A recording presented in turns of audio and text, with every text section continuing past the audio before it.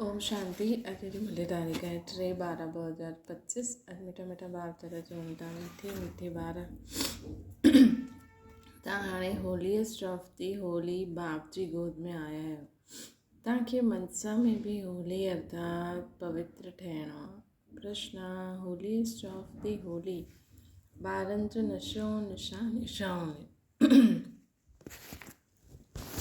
उत्तर आहे होलीअ उन्हनि खे नशो हूंदो की असां होलीअ स्टॉफ थी होली बाप जी गोद वरिती आहे। असां होलीएस्ट देवी देवता ठाहींदा आहियूं। उन्हनि जे अंदरि मनसा में बि ख़राबु ख़्यालात न अची सघंदा आहिनि। उहे ख़ुशबूदार फूल हूंदा, उन्हनि सां कोई उल्टो कर्म न थी सघंदो आहे। उहे अंतर्मुखी ठही पंहिंजी जांच कंदा रहंदा कि मूं में कोई मूंखां सभिनि खे ख़ुशबू ईंदी आहे, मुंहिंजी अखियूं कंहिंमें बि डूबतियूं त न आहिनि। गीता मरणो तव्हांजी गले में। ओम शांति। ॿारनि गीत ॿुधियो पोइ हुनजो अर्थ बि अंदरि में वीचार सागर मंथन करे कढणो खपे। ये कंहिंखे चइणो आहे मरणो तव्हांजी गली में। ये कंहिं चयो मरणो तव्हांजी गली में? आत्मा चई। श्री आत्मा पते था न, पावन त अंत में ही चईंदा।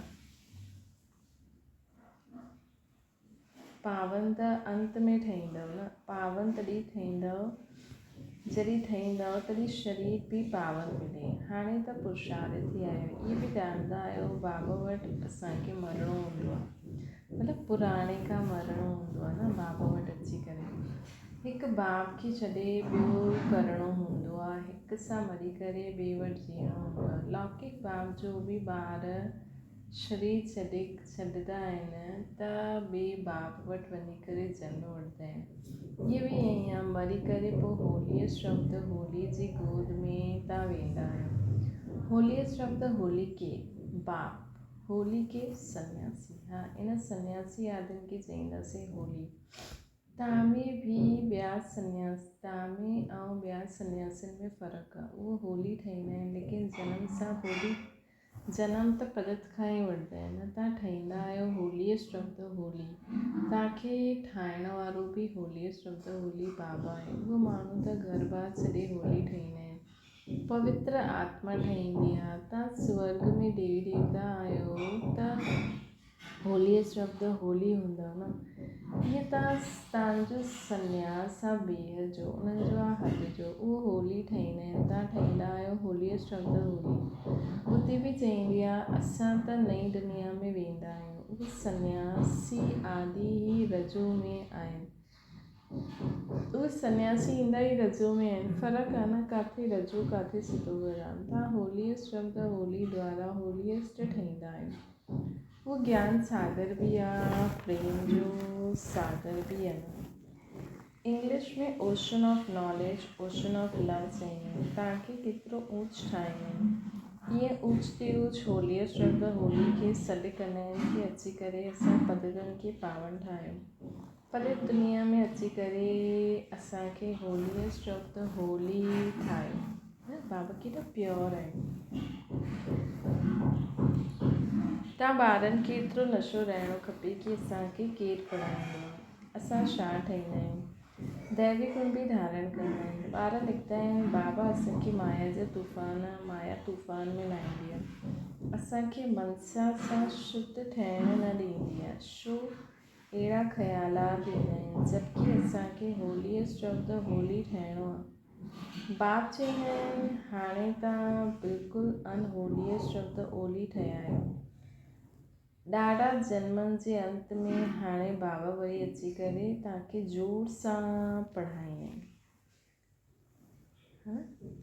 मनसा में शुद्ध ठहिणु न ॾींदी आहे। छो अहिड़ा ख़्यालात ईंदा आहिनि जबकि असां होलीअ शब्द होली ठहूं था। बाबा चईंदा आहिनि हाणे तव्हांखे हाणे त बिल्कुलु अनहोलीएस्ट ऑफ होली,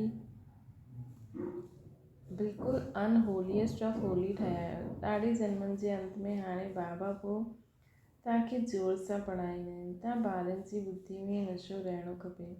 असां छा ठहूं था? हिन लक्ष्मी नारायण खे अहिड़ो कीअं ठाहियो? भारत स्वर्ग हुयो न, हिन समय भारत तमो प्रधान भ्रष्टाचारी आहे, पोइ हिननि खे असां होलीएस्ट ऑफ होली ठाहींदा आहियूं। ठाहिण वारो त ज़रूरु खपे। असां में बि उहो नशो अचिणो खपे कि असांखे होलीएस्ट असांखे देवता ठाहिणो आहे। उन्हनि जे लाइ गुण बि अहिड़ा खपनि, हिकदमि नीच खां मथे चढ़ो। सीढ़ी में बि उथान ऐं पतन लिखियलु आहे, त हेठि किरियल आहियो न, उहो कीअं पंहिंजे खे होलीएस्ट ऑफ द होली कहलाईंदा। होलीएस्ट ऑफ द होली बाबा ई अची करे ॿारनि खे ठाहींदा आहिनि। तव्हां हिते ईंदा आहियो विश्व जो मालिक होलीएस्ट ऑफ द होली ठहिण लाइ, त केतिरो नशो हुजणो खपे। बाबा असांखे एतिरो ऊच ठाहिणु आहे, मनसा वाचा करुणा पवित्र ठहिणो आहे, ख़ुशबूदार फूल ठहिणो आहे। सत्य खे चइबो आहे फूलनि जो बगीचो, बदबू कोई बि न हुजे।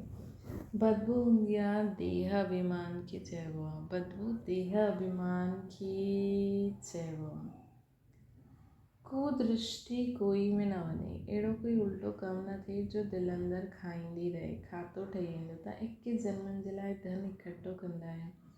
तव्हां ॿार ॼाणंदा आहियो असां ॾाढा संपत्तिवान ठहूं था। पंहिंजी आत्मा खे ॾिसणु असां दैवी गुण सां भरपूर आहियूं।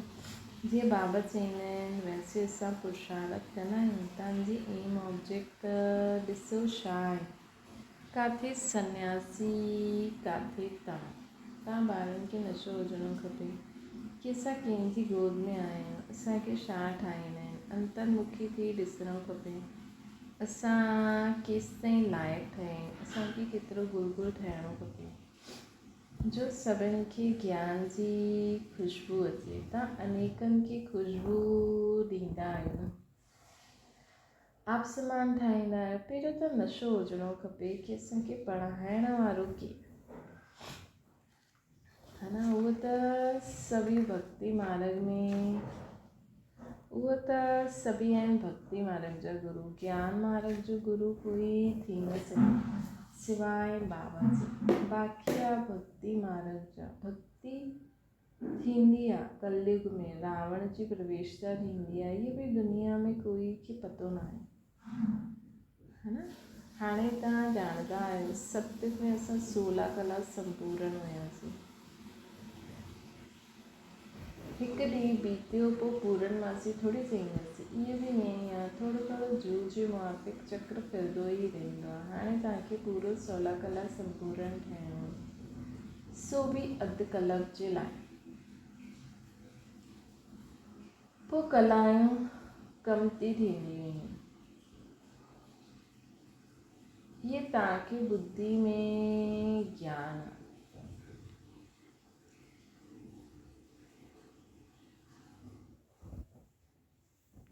है न, ये तव्हांखे बुद्धि में ज्ञान आहे। त तव्हां ॿारनि खे केतिरो नशो रहणो खपे। ॾाढनि खे इहो बुद्धि में ईंदो न आहे कि असांखे पढ़ाइण वारो केरु। ओशन ऑफ नॉलेज, त बाबा जी महिमा आहे। Ocean of peace, ocean of purity, ocean of knowledge, ocean of love, ocean of happiness, है न। ऐं जो बाबा देवी देवताउनि खे ठाहींदा आहिनि उन्हनि जी महिमा आहे सर्वगुण संपन्न, 16 कला संपूर्ण, निर्विकारी, डबल अहिंसक, मर्यादा पुरुषोत्तम, है न। पढ़ाई उन खां ई पढ़नि था, बाबा खां। बाबा ई असांजा टीचर आहिनि, लेकिन बाबा जी महिमा अलॻि, असांजी महिमा अलॻि। जीअं न, जीअं जो डॉक्टरी पढ़ाइण वारो टीचर अलॻि हूंदो आहे, पर डॉक्टर अलॻि हूंदो आहे, है न। उहो टीचर पढ़ाईंदो आहे ईअं ई आहे, पर ज़रूरी न आहे कि उहो डॉक्टर हुजे। ॾाढनि खे बुद्धि में ईंदो न आहे कि असांखे पढ़ाइण वारो केरु। ओशन ऑफ नॉलेज, ॿारनि खे त तव्हां ॿारनि खे त तव्हां, है न। पोइ बाबा चवनि था हाणे मां तव्हांखे पूरो 16 कला संपूर्ण ठाहियां थो, सो बि अधु कलाक जे लाइ। पोइ कलायूं कम थींदी वेंदियूं, ये तव्हांजी बुद्धि में ज्ञान आहे त तव्हां ॿारनि खे केतिरो नशो रहणु खपे। ॾाढनि खे इहा बुद्धि में ईंदो ई न आहे की असांखे पढ़ाइण वारो केरु, ओशन ऑफ नॉलेज। ॿारनि खे त चईंदा आहिनि न, नमस्ते ॿार, तव्हां ब्रह्मांड जा बि मालिक, हुते सभु रहंदा आहियो, पोइ विश्व जा बि मालिक ठहींदा आहियो। तव्हांजो हौसलो वधाइण लाइ बाबा चईंदा आहिनि तव्हां असांखां ऊच ठहींदा आहियो, मां विश्व जो मालिक न ठहींदो आहियां, पाण खां बि ऊच तव्हांजी महिमा वारो तव्हांखे ठाहींदो आहे, तव्हांजी महिमा मूंखां बि ऊच थींदी आहे। बाबा जा ॿार ऊच चढ़ी वेंदा आहिनि त बाबा सम्झंदा आहिनि हिननि पढ़ी करे एतिरो ऊच पद पायो। बाबा चईंदा आहिनि असां तव्हांखे पढ़ाईंदा आहियूं, हाणे पंहिंजो पद जेतिरो ठाहिणो चाहियो पुरुषारथ करो। बाप असांखे पढ़ाईंदा आहिनि, पहिरियों त नशो चढ़णो खपे। बाबा त कॾहिं बि अची करे ॻाल्हाए सघंदा आहिनि। ब्रह्मा बाबा जो त शरीर हुयो न, उहो त जीअं हिननि में आहे नी शिव बाबा, त तव्हां ॿार हुननि जा थी विया न, इहे रथ बि हुननि जो आहे। त अहिड़ो होलीएस्ट ऑफ द होली बाबा आहिनि तव्हांखे पावन ठाहिणु। हाणे तव्हां पोइ ॿियनि खे पावन ठाहियो। असां रिटायर थींदा आहियूं। जॾहिं तव्हां होलीएस्ट ऑफ होली ठहींदा त हिते कोई पतित अची न सघंदो मधुबन में। ये होलीएस्ट ऑफ होली जो चर्च आहे, हुन चर्च में त विकारी सभु ईंदा आहिनि, सभु पतित अनहोली आहिनि। हीअ त ॾाढी वॾी होली चर्च आहे न, हिते कोई पतित पाऊं बि धरे न सघे, परंतु हाणे न करे सघंदा आहियूं। जॾहिं ॿार बि हीअं ठही वञनि तॾहिं क़ाइदा कंदासीं। हिते कोई अंदरि अची न सघे। पुछंदा आहिनि न, असां अची करे सभा में वियूं, बाबा चईंदा ऑफिसर आदि सां कमु रहंदो आहे त उन्हनि खे विहारिणो पए। जॾहिं तव्हांजो नाम बालो थी वेंदो पोइ थोरी कंहिंजी परवाह थींदी। हाणे त रखणी पवंदी आहे। होलीएस्ट ऑफ होली बि गम खाईंदा आहिनि, हाणे न करे सघंदा आहिनि, न करे सघंदा आहिनि। दबाव निकिरण सां पोइ माण्हुनि जी दुश्मनी बि कम थी वेंदी। तव्हां बि सम्झाईंदव असां ब्राह्मणनि खे राजक सिखलाइण वारो होलीएस्ट ऑफ द होली बाबा आहे। सन्यासी त होलीएस्ट ऑफ होली थोरी चईंदासीं सन्यासियुनि खे, उहा ईंदा ई आहिनि रजो गुण में। सन्यासी उहो विश्व जा मालिक ठही न सघनि,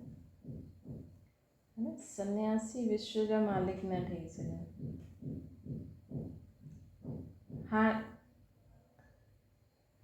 बाबा चवनि था कि हाणे तव्हां पुरुषार्थी आहियो, कॾहिं त सुठो चलन हलंदा आहियो, कॾहिं पोइ अहिड़ी चलन थींदी आहे जो नाम बदनाम करे छॾंदा आहियो।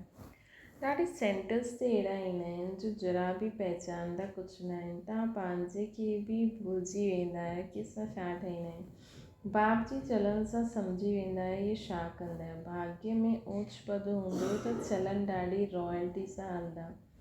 सिर्फ़ु यादि रहे असांखे पढ़ाईंदो केरु आहे त बि कपारी ख़ुशी रहे।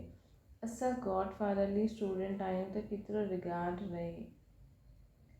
हाणे अर्जुन सिखो था, हाणे इहो बि सोचो असां गॉड फादरली स्टूडेंट आहियूं। बाबा त सम्झाईंदा आहिनि हाणे टाइम लॻंदो, नंबरवार त हर ॻाल्हि में हूंदा आहिनि। मकान बि पहिरियों सतो प्रधान हूंदो आहे, पोइ सतो रजो तमो में ईंदो आहे। हाणे त सतो प्रधान 16 कला संपूर्ण ठहिण वारा आहिनि। इमारत ठहींदी वेंदी आहे, तव्हां सभु मिली करे स्वर्ग जी इमारत ठाहियो था। इहे बि तव्हांखे ॾाढी ख़ुशी हुजणी खपे। भारत जो अनहोलीएस्ट ऑफ अनहोली ठहियो आहे, उन्हनि खे असां होलीएस्ट ऑफ होली ठाहींदा आहियूं। त पंहिंजे मथां केतिरी ख़बरदारी रखणी खपे। असांजी दृष्टि हीअं न हुजे जो असांजो पद ई भ्रष्ट थी वञे। असांजी दृष्टि हीअं न हुजणी खपे जो असांजो पद भ्रष्ट थी वञे। ईअं न बाबा खे लिखंदा त बाबा छा चईंदा। असांजी दृष्टि ईअं न हुजे कि पद भ्रष्ट थी वञे। ईअं न बाबा खे लिखंदा त बाबा छा चईंदा। न, हाणे त सभु पुरुषार्थ था करनि न, उन्हनि खे बि हाणे होलीएस्ट ऑफ होली थोरी चईंदासीं। ठही वेंदा पोइ त शरीर बि न रहंदो। तव्हां बि होलीएस्ट ऑफ होली ठही वेंदा आहियो। बाक़ी उन्हनि में मर्तबा आहिनि, उन जे लाइ पुरुषार्थ करिणो आहे ऐं कराइणो आहे। बाबा पॉइंट्स त ॾाढी ॾींदा आहिनि। कोई अचे त भेंट करे ॾेखारियो, किथे आहे इहे होलीएस्ट ऑफ होली, किथे उहा होली। हिन लक्ष्मी नारायण जो जनम ई सतयुग में थींदो आहे, उहे ईंदा ई पोइ आहिनि। केतिरो फ़र्क़ु आहे न। ॿार सम्झंदा आहिनि शिव बाबा असांखे इहे ठाहिनि था, चवंदा आहिनि मामेकम यादि करो शिव बाबा। पंहिंजे खे अशरीरी आत्मा सम्झो। उच ते उच शिव बाबा पढ़ाई करे असांखे उच ते उच ठाहींदा आहिनि। ब्रह्मा द्वारा असां इहे पढ़ंदा आहियूं। ब्रह्मा सो विष्णु ठाहींदा आहिनि, इहे बि तव्हां ॼाणंदा आहियो। मनुष्य त कुझु बि न ॼाणंदा आहिनि। ब्रह्मा द्वारा असां इहे पढ़ंदा आहियूं। ब्रह्मा सो विष्णु ठाहींदा आहिनि, इहे बि तव्हां ॼाणंदा आहियो। मनुष्य त न ॼाणंदा आहिनि। हाणे सॼी सृष्टि ते रावण राज्य आहे, तव्हां राम राज्य जी स्थापना करो था, जेकी तव्हां ॼाणंदा आहियो। ड्रामा अनुसार असां स्वर्ग स्थापना करण लाइक़ु ठहूं था। असां स्वर्ग जी स्थापना करण जे लाइक़ु ठहूं था ड्रामा अनुसार। हाणे बाबा असांखे लाइक़ु ठाहिनि था। सवाइ बाप जी शांतीधाम सुखधाम कोई वठी न हली सघंदो आहे। कपोड़ा मारदा रहंदा आहिनि, फलानो स्वर्ग वियो, मुक्तिधाम वियो। बाप चवंदा आहिनि विकारी पतित आत्मायूं शांतीधाम कीअं वेंदियूं। माण्हू त ईअं चवंदा आहिनि, लेकिन बाबा चवंदा आहिनि कि विकारी पतित आत्मायूं शांतीधाम कीअं वेंदियूं। तव्हां चई सघंदा आहियो त सम्झनि, इन्हनि खे केतिरो फ़कुरु आहे जो ईअं चवनि था। ईअं वीचार सागर मंथन करो कीअं सम्झायूं। हलंदे फिरंदे अंदर में अचिणो खपे, धीरज बि धरिणो आहे, असां बि लाइक़ु ठही वञूं। भारतवासी बि पूरो लाइक़ु ऐं पूरो नालाइक़ु ठहींदा आहिनि, ॿियो कोई न, सिर्फ़ु भारतवासी ई ठहींदा आहिनि। हाणे बाबा तव्हांखे लाइक़ु ठाहिनि था। नॉलेज ॾाढी मज़े जी, अंदर में ॾाढी ख़ुशी रहंदी आहे। असां हिन भारत खे होलीएस्ट ऑफ द होली ठाहींदा आहियूं। चलन ॾाढी रॉयल खपे। खान पान चलन सां मालूम पइजी वेंदो आहे। शिव बाबा तव्हांखे एतिरो कुझु ठाहींदा आहिनि, उन्हनि जा ॿार ठहिया आहियो त नाम वालो करिणो खपे न। चलन अहिड़ी हुजे जो सम्झनि इहे त होलीएस्ट ऑफ द होली जा ॿार आहिनि। ऐसे ऐसे तव्हां ठहींदा वेंदव, महिमा निकिरंदी वेंदी, पोइ क़ाइदे क़ानून सभु निकिरंदा, जो कोई पतित अंदरि अची न सघे। बाबा सम्झी सघंदा आहिनि। हाणे टाइम खपे, ॿारनि खे ॾाढो पुरुषार्थ करिणो आहे, पंहिंजी राजधानी बि तयारु करणी आहे। पोइ चइण में हर्जो न थींदो कि अलाउ न आहे। पोइ त हितां खां हेठि ताईं आबू ताईं क्यू लॻी वेंदी। हाणे तव्हां अॻियां हलो, बाबा तव्हांजो भाग्य खे वधाईंदा रहंदा। पदम भाग्यशाली भी क़ाइदे सिर चवंदा आहिनि न, पेर में पदम ॾेखारींदा आहिनि न। इहा सभु तव्हां ॿारनि जी महिमा आहे। पोइ बि बाबा चवंदा आहिनि मनमना भव, बाप खे यादि करो। अच्छा मीठे मीठे सिकिलर ॿारनि प्रति माता पिता बाप दादा जो यादि प्यार और गुड मॉर्निंग। रूहानी बाप जी सभिनि रूहानी ॿारनि खे नमस्ते। असांजी बि रूहानी माता पिता बाप दादा खे यादि प्यार गुड मॉर्निंग और नमस्ते। धारणा जे लाइ मुख्य सार, अहिड़ो कोई कमु न करिणो आहे जो दिलि खे खाईंदो रहे। पूरो ख़ुशबूदार फूल ठहिणो आहे। देहाभिमान जी बदबू हिकदमि निकिरी वञे। ॿियो आहे, अच्छा चलन ॾाढी रॉयल रखणी आहे। होलीएस्ट ऑफ द होली ठहिण जो पूरो पुरुषार्थ करिणो आहे। दृष्टि अहिड़ी न हुजे जो पदभ्रष्ट थी वञे। असांजी दृष्टि सदा हर हिक जे प्रति आत्मिक दृष्टि रहणी खपे। वरदान, ना उमीदी जी चिता ते वेठल आत्माउनि खे नए जीवन जो दान ॾियण वारा त्रिमूर्ति प्राप्तियुनि सां संपन्न ठहूं। संगम युक्त ना बाबा द्वारा सभी बालन के एवर हेल्दी वेल्दी और हैप्पी रहने जो त्रिमूर्ति वरदान प्राप्त है। जो 12 न चुनीन प्राप्त से सदा संपन्न रहने नंजी खुशबू खुश नसीब हर्षित मुख चेहरो ऋषि करे मानव जीवन में जीवन जो उमंग उत्साह अची वेंदो। श्री हाणे मनुष्य जिंदा हूंदे भी ना उमेदी जी चिता ते वेठा आहिनि। हाणे अहिड़ी आत्माउनि खे मर्ज़ी वटि ठाहियो, नए जीवन जो दान ॾियो। है न, आत्माउनि खे हाणे नए जीवन जो दान ॾियो। सदा स्मृति में रहे इहे टे प्राप्तियूं असांजो जन्म सिद्ध अधिकार आहिनि। टिन्हिनि जी धारणा जे लाइ डबल अंडरलाइन लॻायो। Ever healthy wealthy happy slogan आहे न्यारो अधिकारी थी करे कर्म में अचणु। हीअ बंधन मुक्त स्थिति आहे। न्यारो ऐं अधिकारी थी करे चवंदा ना न्यारो प्यारो लेकिन न्यारो बि रहो ऐं अधिकारी बि हुजे।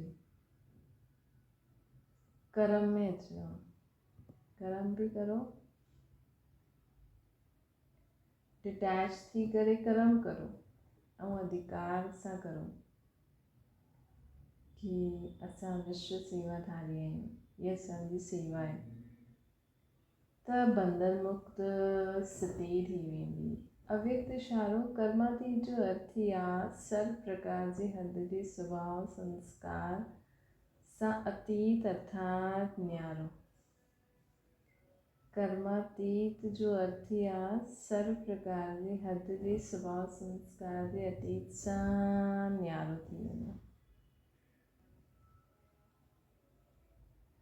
हद आहे बंधन, बेहद आहे निर्बंधन। ब्रह्मा बाप समान हाणे हद जे मुंहिंजे सां मुक्त थियण जो अर्थात कर्मातीत थियण जो अव्यक्ति दिवस मनायो।